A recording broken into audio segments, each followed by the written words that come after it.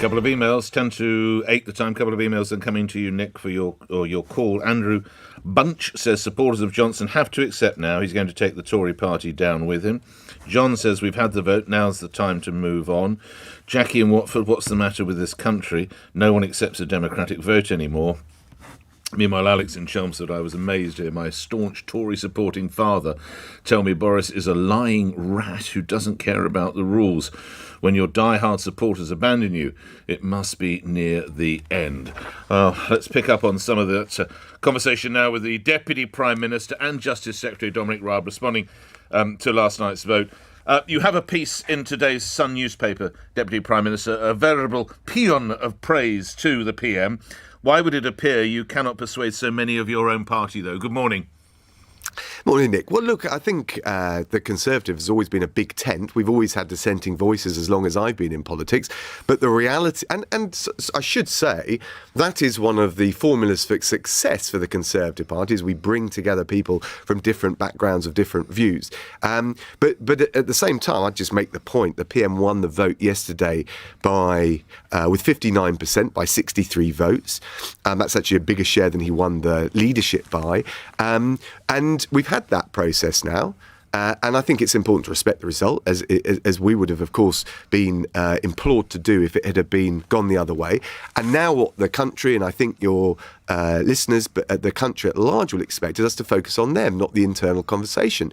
We had last night a national security bill go through second reading in the House of Commons, barely commented on by anyone, but that will help us deal with hostile states. Given the situation in Ukraine with Russia, critically important. We've got the Levelling Up bill coming forward for second reading tomorrow. We've got a tax cut on national insurance in July, the £400 energy bill cash grant in October. I think we should come together for the country, focusing on the bread and butter issues that will make their lives better. But how easy is that, given that I hear the numbers you say, 41%, but if you take out those that are supposedly on the payroll, it's a far higher percentage.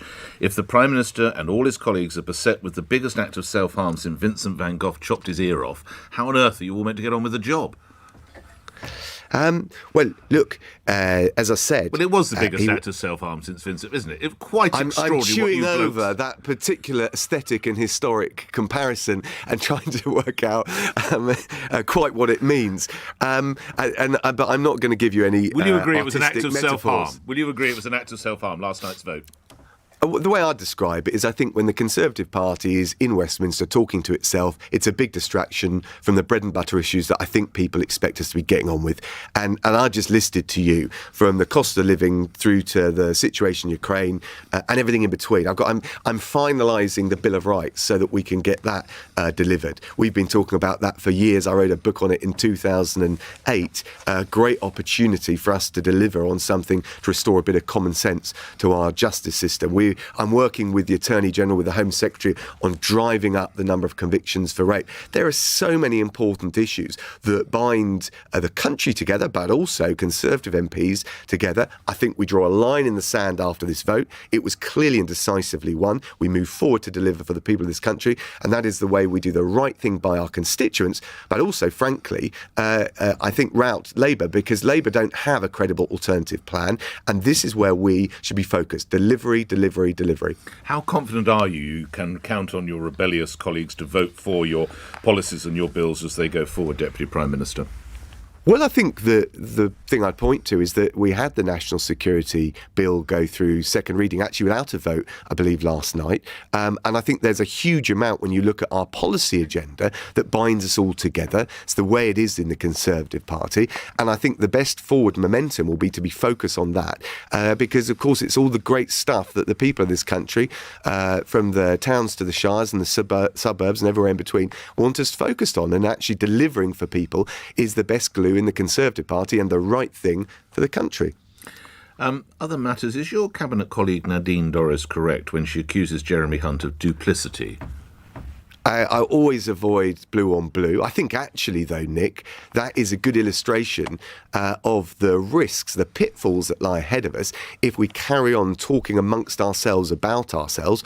I know Nadine very well, a huge amount of time for her. I also know Jeremy very well, and I've got a lot of time and respect for him. I like him personally. I think we need all of the efforts of all of our MPs coming together to deliver on that positive agenda that I spoke about. And I think anything else is a distraction from the business of serving the country and will do us more political damage, not less. I'm sure you know and respect Penny Mordaunt as well. She said she didn't choose Johnson as PM.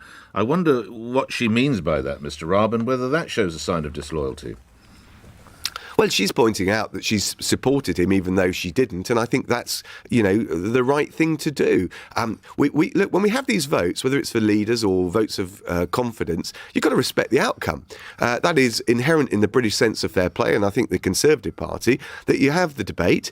I didn't want to see a vote of confidence yesterday, but it was held. I respect the fact that there are dissenting voices. I do think it's important to listen to them. But ultimately, you've got to respect the result. That's what we do in a democracy. And then, above all, I think we need to show the country we're focused on them. And that's the thing that binds Conservatives together. And that's the thing that delivers for all of our constituents up and down the country. I mean, Mr. Raab, some people would say if you want to listen to the country, then you should actually listen to the booing that the Prime Minister, and very unfairly his wife, which is totally unfair, endured at the Jubilee service at the end of last week. That represents a country. You and your colleagues be doing everything you can to get Mr. Johnson to go. Well, look, Nick, as you know, no frontline politician can go anywhere nationally or with the TV cameras without the risk of someone heckling. There were also cheers for the Prime Minister. If you can't take that rough and tumble, then frankly, you can't be in politics. The idea that any frontline politician will be immunised from that, I think is wrong. The age of deference has long since gone in this country. But there were cheers. And what really matters, and amidst all of this froth, I noticed in one of the polls over the last 24 hours, actually, the Conservatives went up a point. What really matters is where are we in 2 years' time when we have a general election, how much we've delivered on the issues that will affect people when they choose a government. Now, on the cost of living, the NI tax cut, the energy cash grant, the situation in Ukraine, I think that the crime-fighting agenda, I think it is this Prime Minister, this government and the Conservatives that have got the agenda that people want to see delivered. And our focus and our energy should all be focused on delivering on that agenda. While you mention Ukraine, you may not be aware of the details of this, Deputy Prime Minister, but a British fighter captured there faces the death penalty after Russian-backed separatists announced criminal charges. I speak of Aidan Aslin, a former care worker from Newark in Nottinghamshire, captured in Mariupol in April after his unit was starved of food and ammunition. Can we have a comment of you on that? Well, look, first of all, more generally in relation to the situation in Ukraine, there's no country that has been a more stalwart supporter of the Ukrainian president. The people of Ukraine will continue to do that. In relation to that case, I don't know all of the details, but of course we will expect the laws of war, the law of armed conflict to be respected, and we'll make sure that we make all of the representations, and I know the Foreign Office will be looking at making sure all of those representations are made. Coming to other matters, later this month there are two by-elections you'll be aware, of course, one of which looks as though it was a very spectacular gain from the Labour Party. That might be going back. Wakefield, your party might even be losing a seat in Devon that you've had for the best part of 100 years. If they both go against you, how much extra pressure does that heap on the Prime Minister?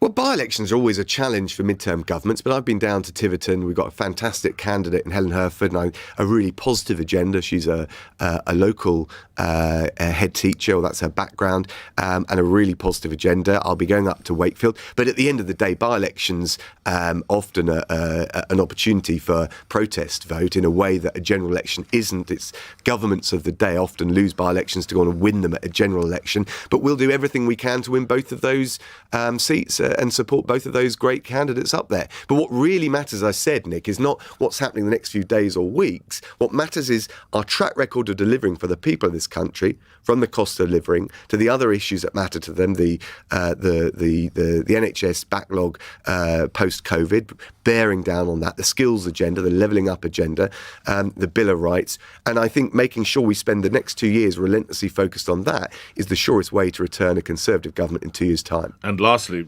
respectfully, you need that, because if the polling is going the way it is at the moment, you're in trouble in Esher and Walton, Deputy Prime Minister.